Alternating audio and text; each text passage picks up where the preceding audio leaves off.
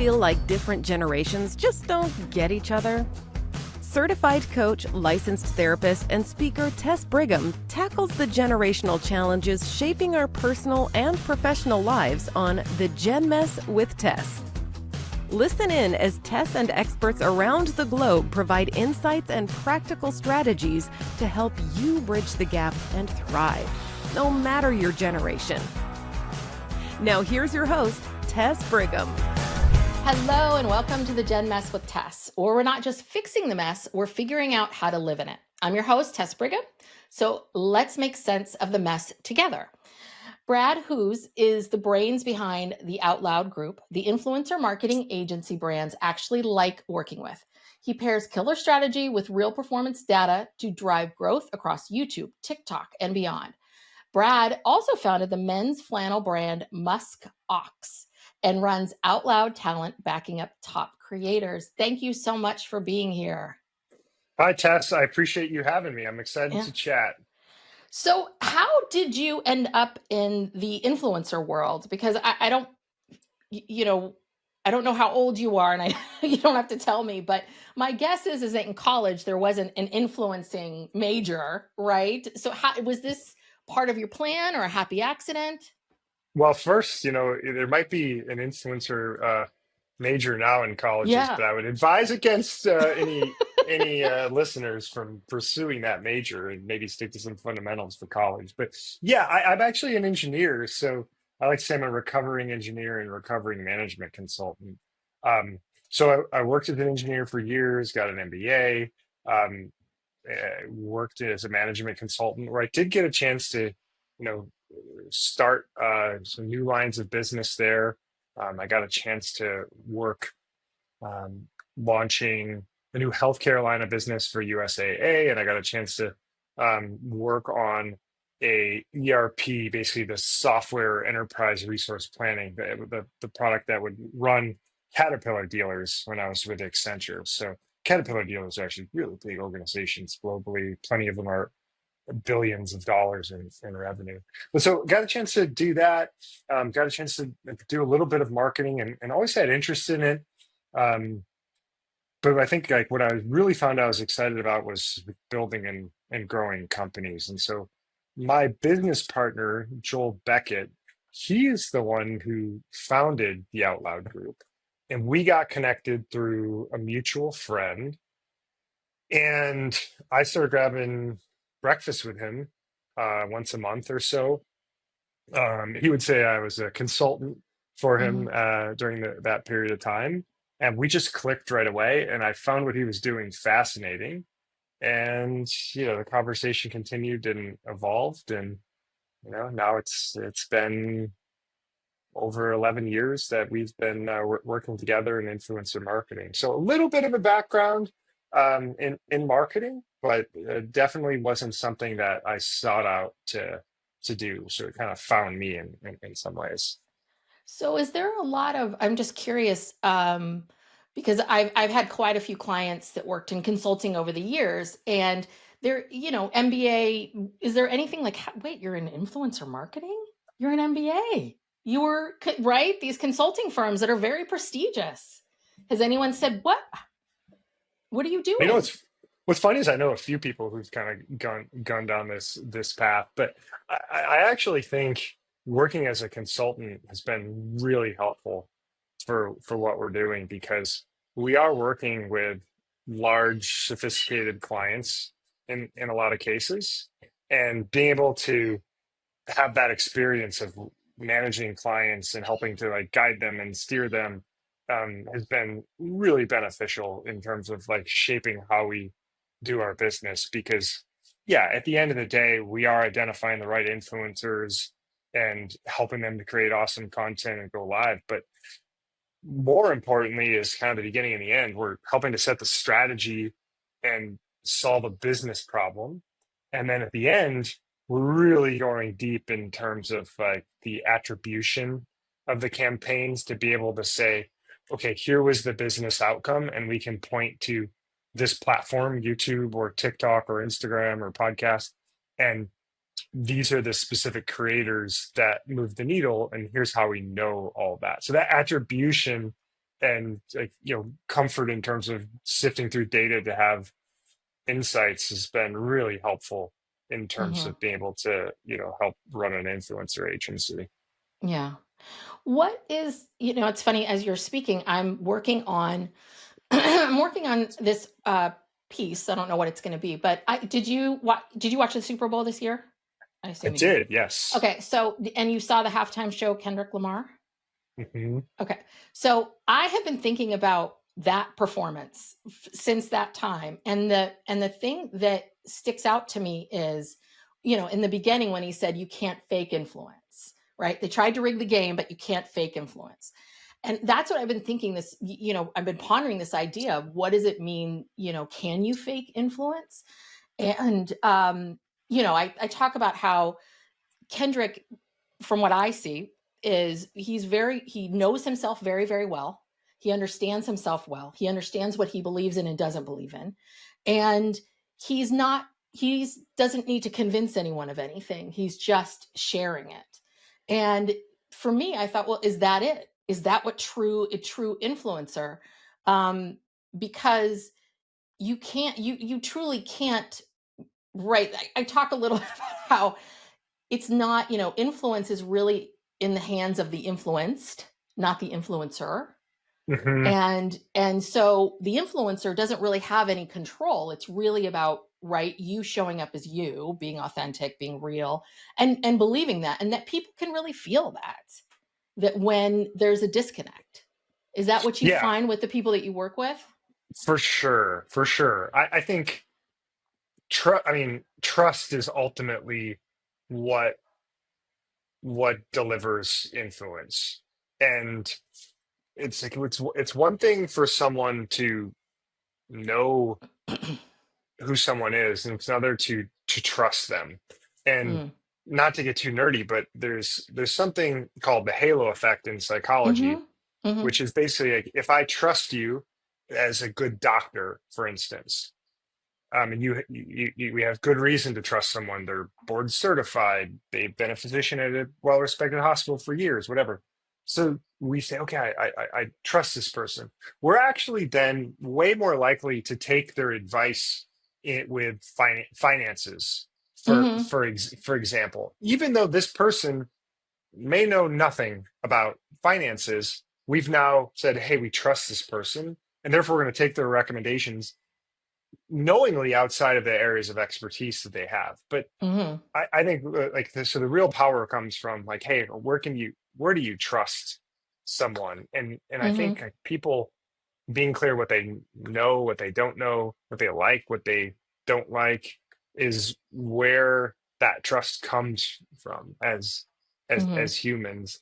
And so there's a million different ways you can earn that trust, but like stylistically, Mm-hmm. but ultimately when you have that, it's massive, and like that's where the true influence comes from, like you were referencing. Yeah.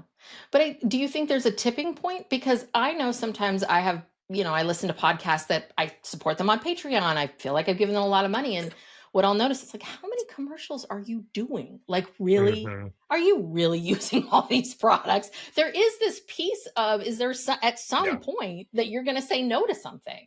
And I do think there is that tipping point with things.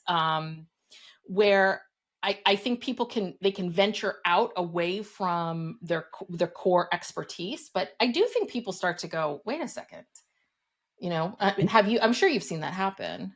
Well, it's funny. So as an influencer agency, we're working with a ton of creators, tens of thousands of creators, and we have a lot of data. And the what I can share is that there is a very positive correlation between the number of times a creator will say no to working with a brand and Mm-hmm. their performance with a brand when they say yes. Mm. So basically, when a creator is discerning about who they will work with, they tend to do really well with the brands that ultimately say yes. Now, there are creators who can sell just about anything like that. Mm. That is real, but in aggregate, there's just real power in the creators saying no, because you're right. I think there is saturation that happens. I Mm-hmm. think it can become like too much.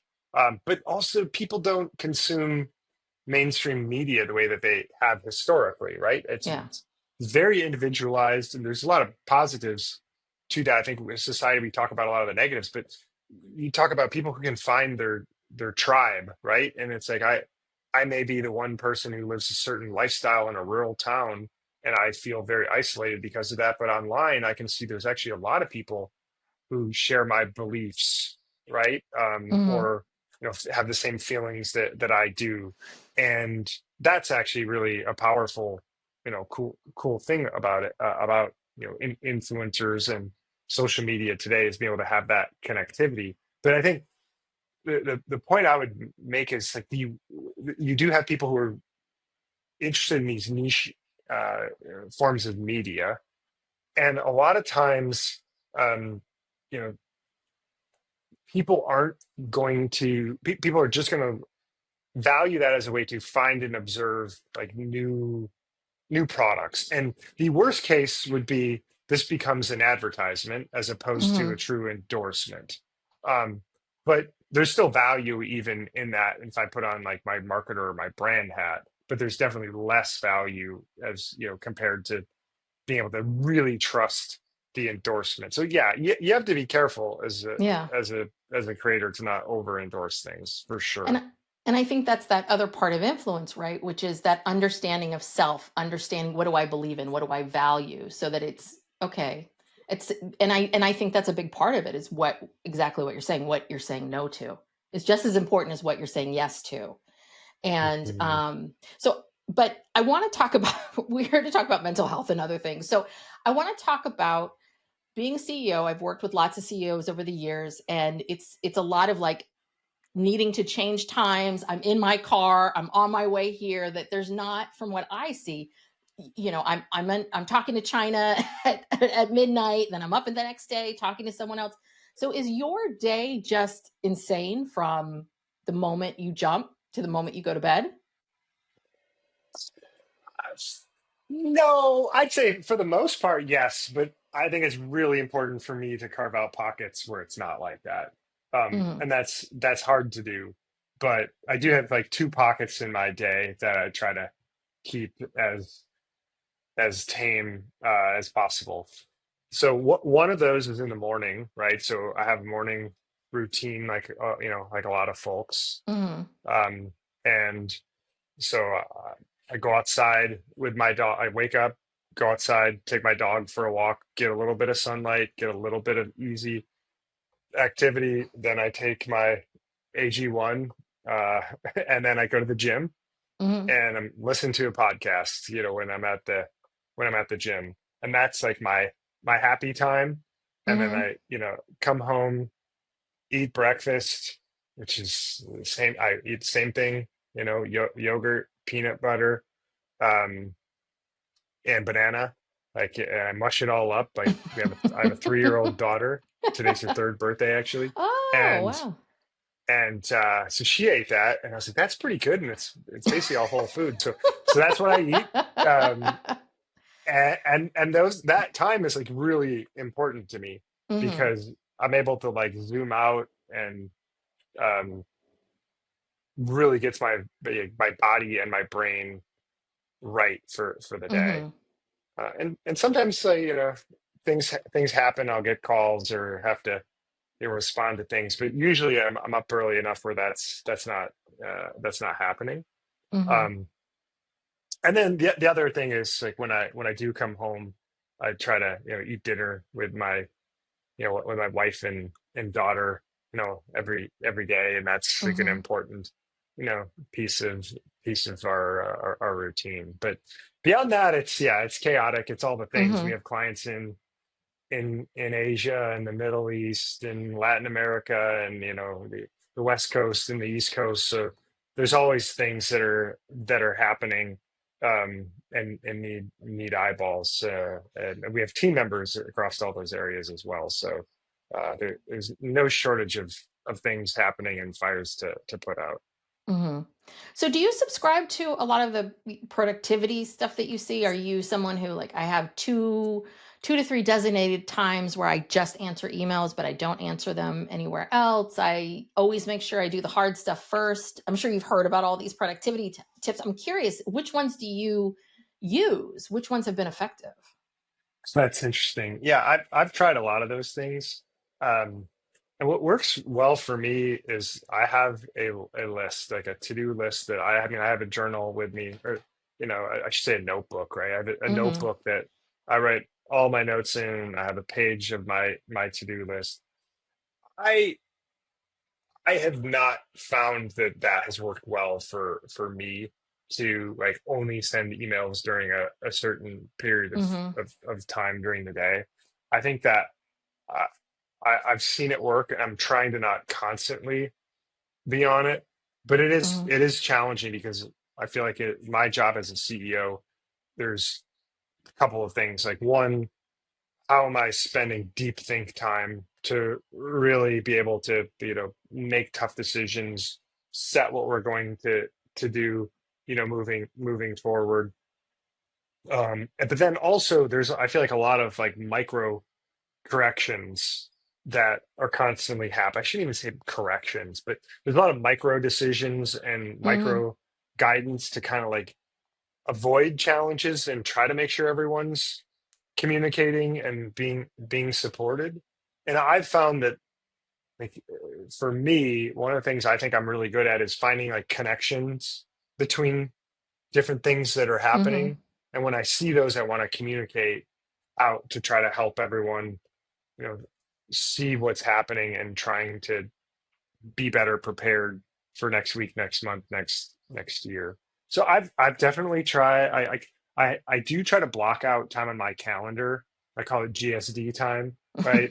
Where you basically have time to think and do Mm-hmm. those bigger initiatives. So I try at least twice a week to have 2 hour blocks on my calendar to Mm-hmm. to do that.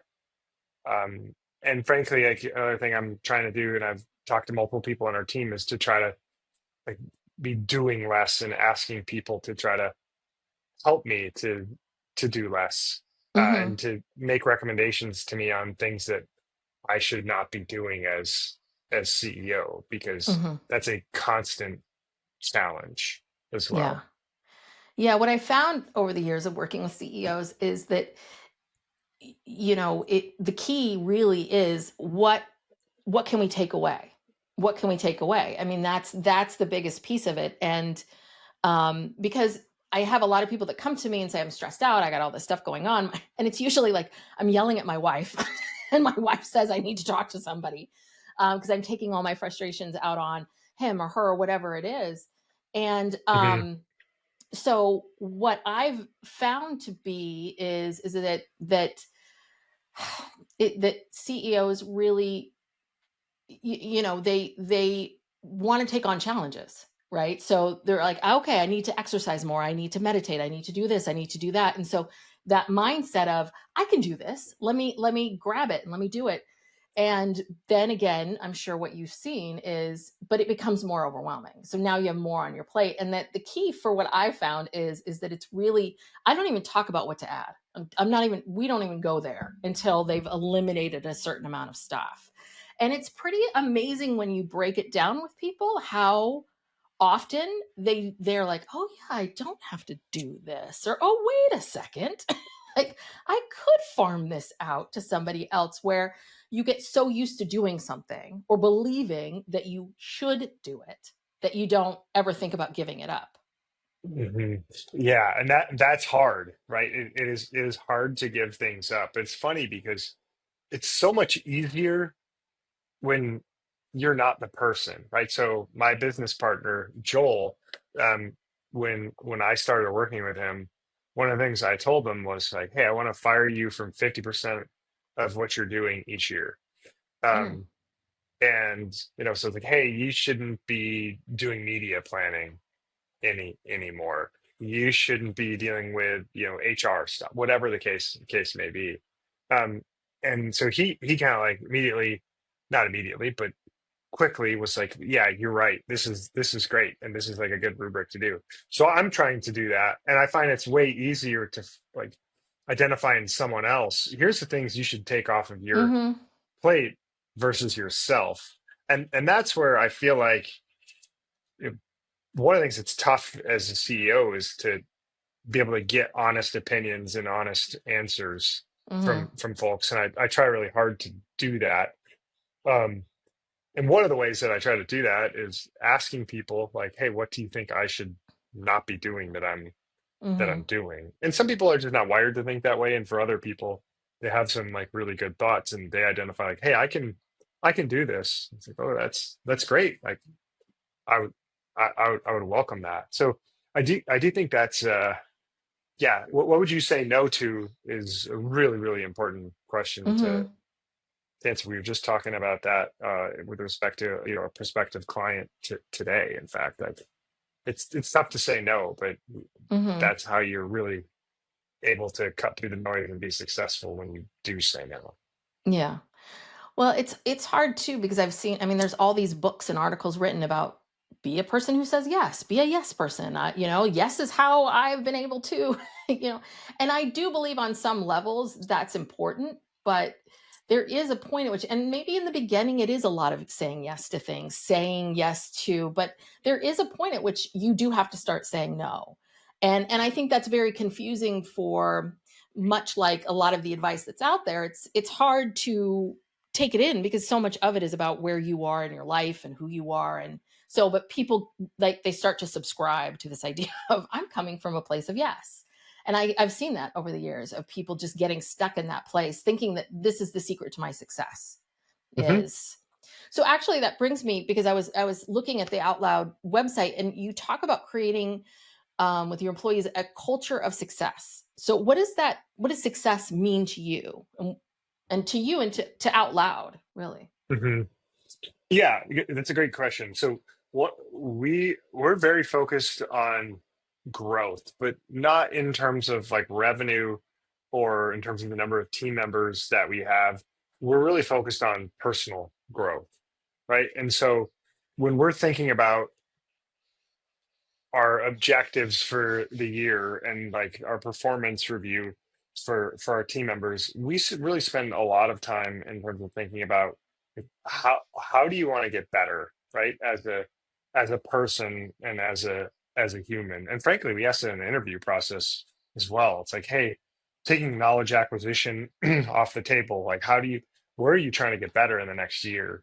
And Mm-hmm. frankly, when people like struggle with that, that's a yellow flag for us because we want people who are introspective and thoughtful about how they want to want to grow and how they want to change. So success for us, you know, is you know, really helping to make sure our team is growing because when we hire the right people who are smart, who are humble, and hardworking, right? Like we know they can do the work, and then if they're growing, and that they're also as part of that, the areas they're going to want to grow are also probably going to be areas that we want the company to grow in. Like, hey, growing in a certain new capability or developing, you know, client skills.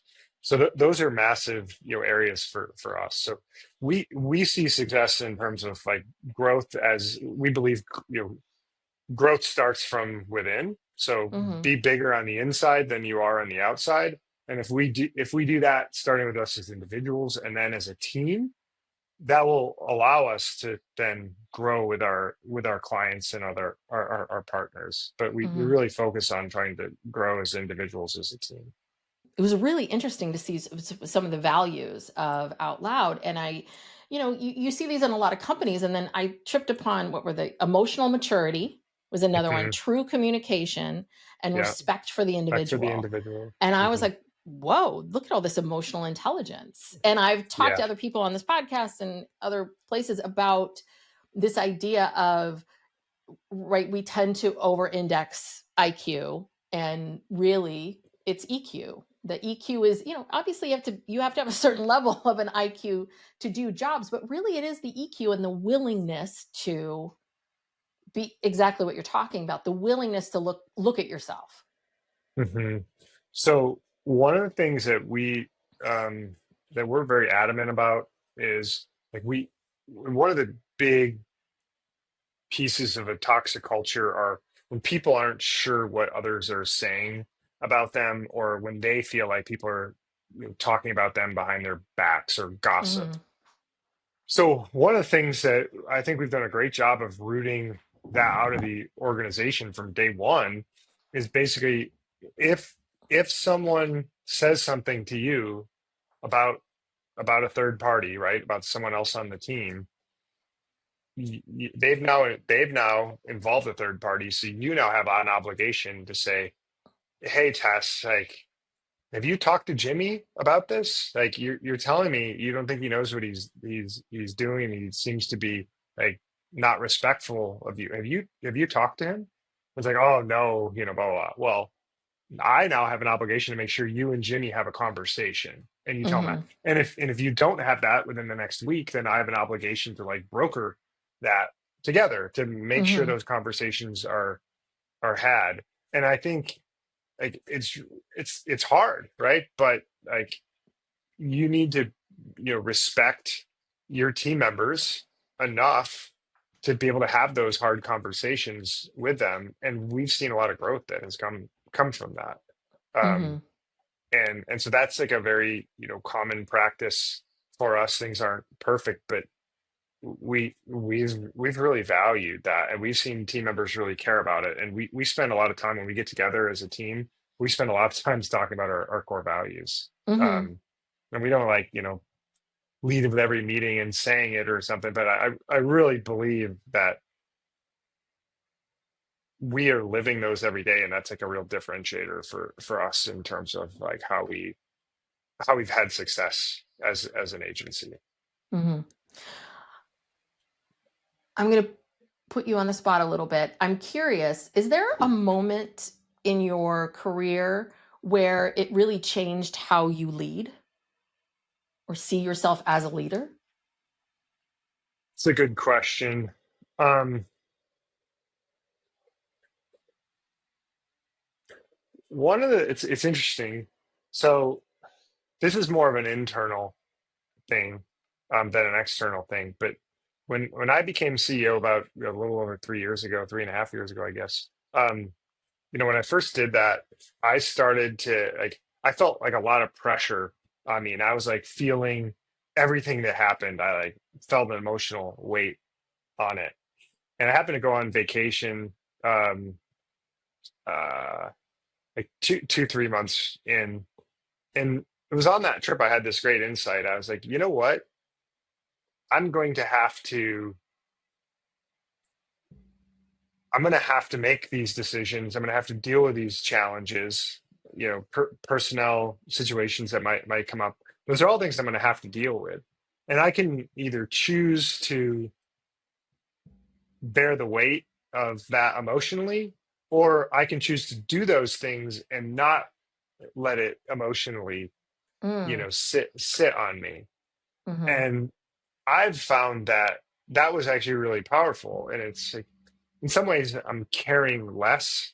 It's actually not. I don't feel like that it's any less important to me, but I Mhm. just don't. I try not to feel the emotions of every single thing that I'm Mhm. doing, and I found that to be like freeing in some ways. And I go back to my management consulting days, and I remember being in a presentation with a client. We were recommending an M&A strategy and the verticals they would want to go into and how they should do it. And I remember while I was talking, having this conscious thought of like, oh, this is going really well. And then I started thinking, I wonder what they're thinking about me. I wonder what they think. And then I like started tripping over myself at that point when I was overthinking about it, right? And so I think there's an element, whether it's relieving the emotion or relieving the need to care about what people are thinking and just trusting yourself, right? Mhm. I trust that I'm going to make the right decisions. I'm not going to lose sleep over it. I'm not going to like have huge anxiety over it. I'm going to trust myself that I'm leading the team in the right way. And I feel like being able to trust yourself is just is huge, and it's not easy to get to that that No. point either, because I think we all have imposter syndrome and all are like wondering if we're talking too much or overthinking things, whatever the Hmm. case may be. And I do think that that is one part of getting older that I like. The other parts I don't. But I will say this to a lot of my young clients, which is like, I understand everything feels so difficult because they're, been in the workforce 5, 6 years, and everything is a big deal. And is the first time they're dealing with these things. And maybe this is the first time they've had to, you know, be in a tough meeting with somebody and actually have to have a really hard conversation with them. And all you can say is it will get better, it will get easier. And I think that's part of it, right? If you allow yourself to recognize, okay, I've been doing this, I got this, I know what I'm doing. Hmm. And if my intentions are good, if my intentions are aligned with the vision and the mission, then how do I question that? Hmm. And not getting into those arguments in your head.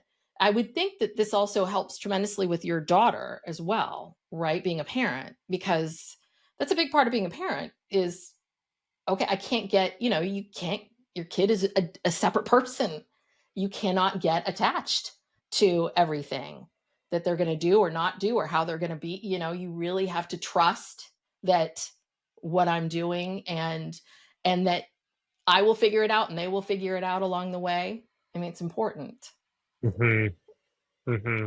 Yeah, and I think it's along those lines. I think it's just asking the questions and really listening in Hmm. terms of understanding Yes. what someone wants and what someone needs, um, and being willing to probe a little bit if someone is happy and where they think things could be better.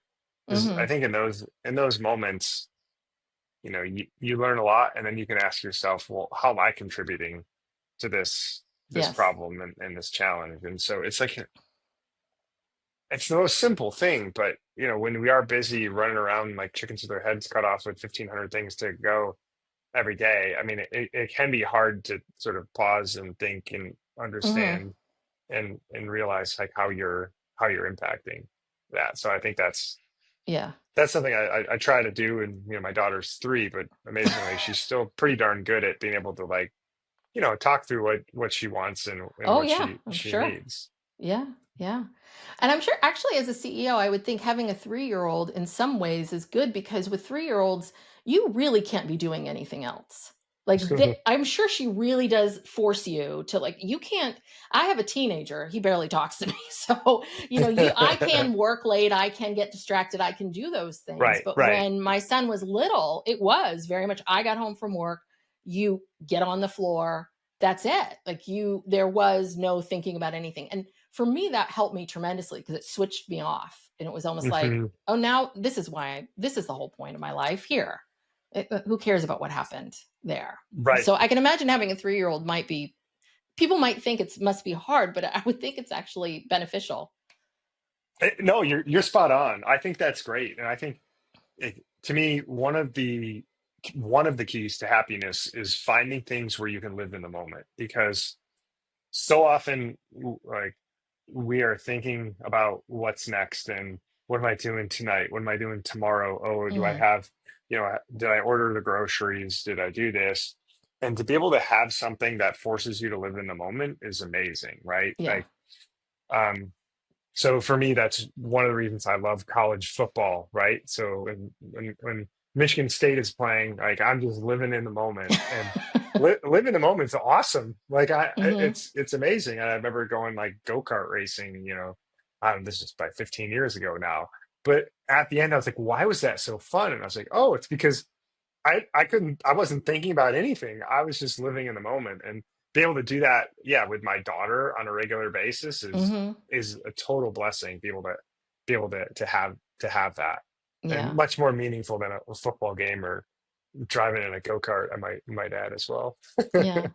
Well, I got this really good advice from a child psychologist when my son was young, and she was very much she kept saying, it's quality, not quantity. I think we get really mixed up with this of I need to be home with my kid all day. And it's a little bit like if you're home with your kid all day, but you're not talking to them, you're not interacting with them, the value of you really, I mean, and she said, you put your stuff down, sit down on the floor and be engrossed in that, even if it is just 15 minutes. That's going to be more of a connection, and it's going to help both of you much more than the other one. And I think that's, Right. and that really requires you to put everything down and be very, very present in that moment. Hmm. Though I do want to talk, so I do want to talk a little bit about the generations, because, Yeah. obviously, as I said in the beginning, there was no influencer major 20 years ago. So what have you seen? I mean, you've seen platforms come and go. How have the generations shaped how brands show up? What have you seen from especially from millennials into Gen Z now? Right. Well, I mean, I'm a Gen Xer. So we people like to not talk about us, which is great. We're Yeah, happy me about too. we're I happy am about too. that. Yeah, Um, the raised on hose water and neglect. yeah. That's my favorite Yeah. Gen X. Like, that's perfect. Yeah. uh, um, but it's interesting because Gen X, excuse me, Gen Z and millennials were digitally native, right? Like Mm-hmm. they grew up knowing about the internet and being connected, and really don't have very limited memories of a pre-connected world. I mean, that's 100% true for Gen Z. Millennial, it sort of depends a little bit, but certainly from like their teenage years on. And so I feel like there's just so much more of a comfort and trust and reliability in terms of work, engaging with platforms, Mm-hmm. on social media, and I would consider YouTube to be part of that. That that kind of is life, it is the in real life for them, way more so than like boomers or Gen X. And so, I mean, the fact that they're digital first means that they know how to dig and get more information. It also means they're like skeptical of things, but also like the celebrities and the people that they think are cool and they want to trust. I mean, Mm-hmm. those are people who are online first, right? I mean, there's not like a YouTube famous, there's just famous now, Mm-hmm. right? And same thing, like an incredibly popular TikToker. I mean, that's just a celebrity that people trust now. And I found that to be like a massive difference, where I think Gen X and certainly boomers look for people to be popular outside of social media first, and then they might be intrigued by seeing what someone's doing on social media. Whereas digitally, digital first generations, they're drawn to people who are popular on social media, and they discover Mm-hmm. first and like kind of grow with them. And so that's one of the things that is fun to see the differences. I mean, certainly, you know, different interests and trends and platforms across generations. But living in the influencer world, it's really like millennials and Gen Z who are the first generations ever to be having this their entire Mm-hmm. adult life to be able to work on it. And so I think there's still so much learning that's happening in real time, that's fun to be a part of. Mm-hmm. What I've noticed is, my first career was in Hollywood, so I always go back to this when I think about actors. And is in the beginning, it used to be, right, there was this actor, they had talent, but there was a whole team of people directing that person on, this is who you should be.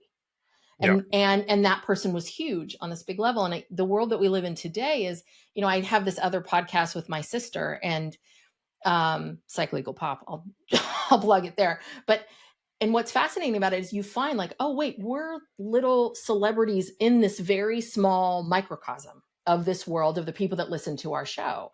And I Yep. think that's the big difference now. When I see people that emerge, it's more of, this is, again, back to the influence. What does it mean? Can you fake influence? It's much more of like, this is who I am, this is who I'm emerging to be. And it's important to them, and they're not going to change it. And I don't need millions of people to follow me. I don't need all of these things. Like I can make a living doing this on this little small microcosm of this little community that you Mhm. build. And I think that's the part that's very cool about what's happening today is there are far less gatekeepers, and that people really are allowed to figure out and show this is who I am. And I do think that's very much influenced, especially Gen Z. I agree.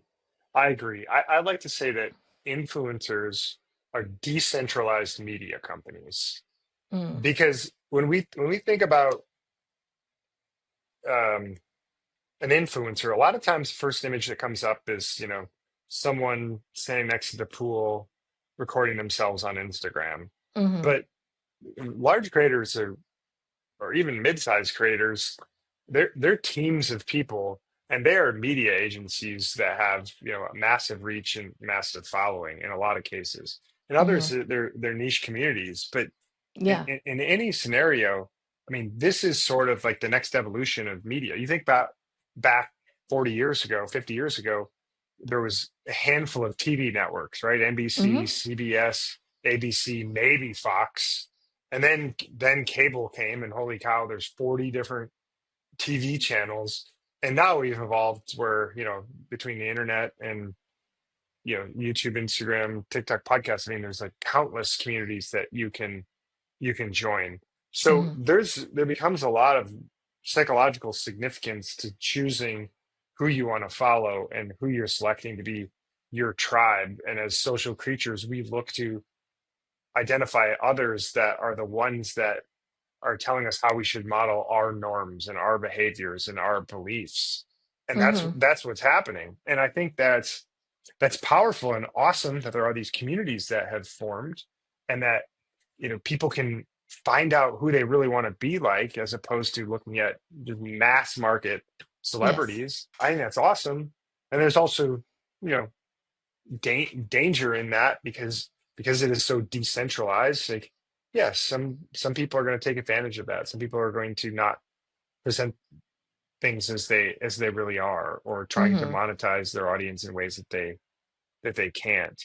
Um, but I feel like you know Gen Z is in particular is like really good at trying to like identify what's real and what's not. And hmm like you go to the other extreme, like boomers, I think, are have a harder time like identifying what's real and what's fake hmm on, Oh on yeah. online.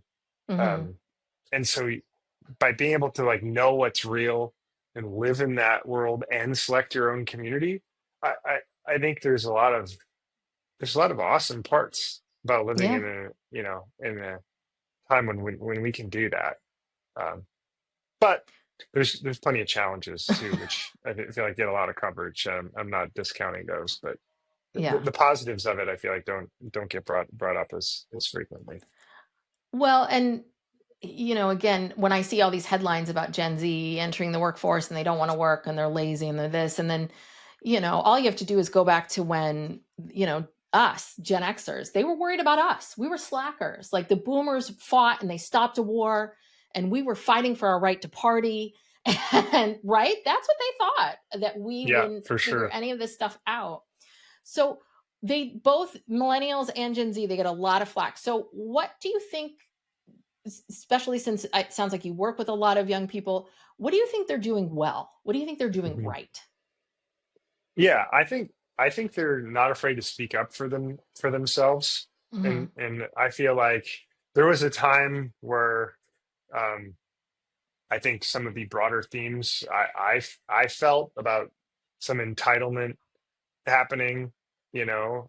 hmm But I feel like, look, I mean, there's been challenging periods, over the last 10 years, to be sure. And I feel like that's gotten crowded out a little bit. I think hmm I think I really admire people who make, big and small decisions based on their core values. And I think Gen Z is doing their absolute best to make purchases based upon brands that reflect their views. Mm-hmm. And there's power in terms of like supporting brands that align with your social positioning, right? Mm-hmm. Whatever that may be. And so Mm-hmm. I've said for a long time, you speak loudest when you speak with your pocketbook. So I think that there's a massive opportunity to drive change with a generation that wants to support causes that they believe in. So I think Mm-hmm. that's something that's done right, and that's part of the reason why influencers have become so popular, is because you can have people who are experts in a specific niche area, and them giving credibility to the sustainability of brand X Mm-hmm. really means something. Yeah. And I think that's something that the younger generation is doing right. I think willing they're willing to be innovative, and they want to think about things that they could do. Like, I think it's never been easier to start and launch a business than it Mm-hmm. is today. And I feel like that's being enabled by so many great advancements. And I feel like Gen Z is tapping into so many of those opportunities Mm-hmm. as well. So I think those are some of the three things. I think there's like a inherent. I feel like the pendulum has swung from just questioning institutions and approaches that have existed for years, uh, to um, trying to learn more about how they can like get better and change, right? Like, so Mm-hmm. for instance, whether it's the church or marriage, right, or working for a company for many years, these were institutions that were critical pieces of people's lives. And now I feel like, all of those institutions are getting questioned, Mm-hmm. but I think there's like some settling in terms of what some of those answers are, and there's like an opportunity to be educated and to make your own decisions, and I think that's happening. And so to me, like, that's something I appreciate about about Gen Z specifically. Yeah. Well, and also since they're creating, they're very entrepreneurial, and yeah, it's so easy to start a business. And I'll hear from when I'm doing these talks, I'll hear from companies saying, "Well, we can't hire anyone for this position. We can't retain anyone for this position." And and so people are like, "Yeah," and they all just want to be influencers, but in some way, in some way, that's not true.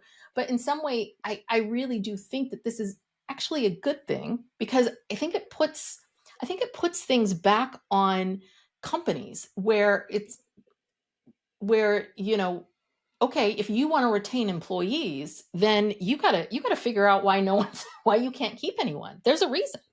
There is a Hmm. reason why you cannot keep someone in this role. It's either not enough money, it's not enough, whatever it is. And I think that part's really important, because I do think that having more of like less gatekeepers, more of this open market allows it forces, I think, everyone to rise up a bit and be better. I agree. I think there's a commonality that exists out there, is that as humans we desire connection.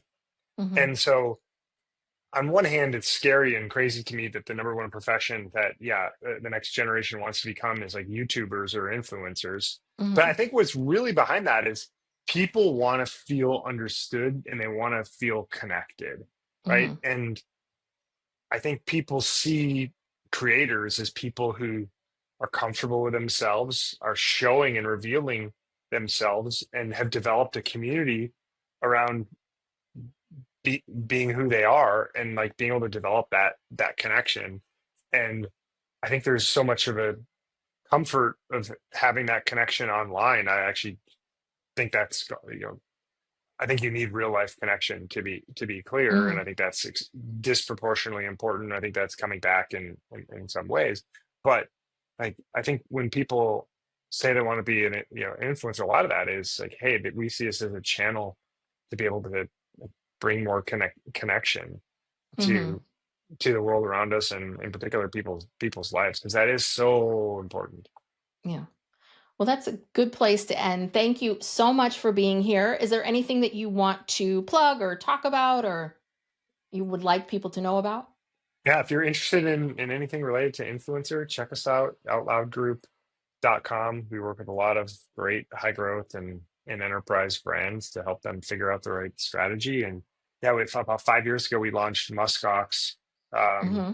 as a proof of concept for influencers to be able to develop their own brand. So we launched Musk Ox together with some creators. So, check us out. We've won some great awards for best flannels out there over the last 3 years. So we're growing and people really love our flannels. So those are and Outloud Talent is our talent agency that's part of the Outloud family as well. We represent about 200 creators. So yeah, if there's anything we can do to help, or if people have questions, we try to be helpful, even if someone's not at the spot to work with us. So Hmm. Yeah. Oh, great. Thank you so much for being here. And thank you for listening to the Gen Mess with Tess. Remember, we're not just fixing the mess, we're learning how to live in it. Stay curious, be kind to yourself, and I'll see you next time. You've been listening to the Gen Mess with Tess with your host, Tess Brigham. Make sure to subscribe wherever you get your podcasts. And make sure to follow Tess Brigham on all social channels. To learn more about Tess's books, courses, or to have Tess speak to help clean up the Gen Mess at your organization, head on over to tessbrigham.com. Thanks for listening.